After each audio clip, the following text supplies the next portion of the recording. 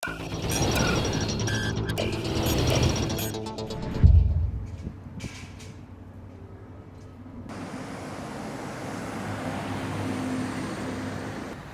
descongelació, jo puc entendre la part del propietari, el que clar dependrà la zona, el tipus de pis i d'habitatge, si és molt recent o si és més antic, perquè forçosament si és més antic hi ha una amortització de feta i no pots pretendre algú que fa 25 anys que viu en aquest pis, que ja està més que amortitzat, que li pugis el doble, per dir-ho així, o que li pugis un 30% més. Sí, aviam, això tensionarà tot més el que està, ja no entrant en tema política, però la gent està patint.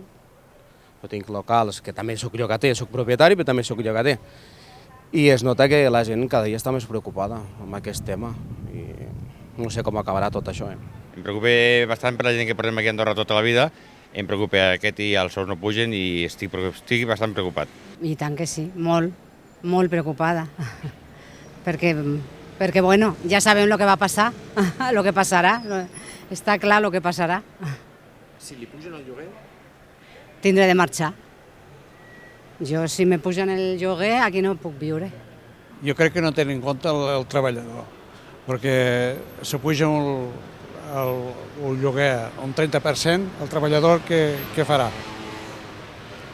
No sé, dic jo, si la cosa ja no està bé, pues imagines un 30% més, o sigui, tenim que marxar tots.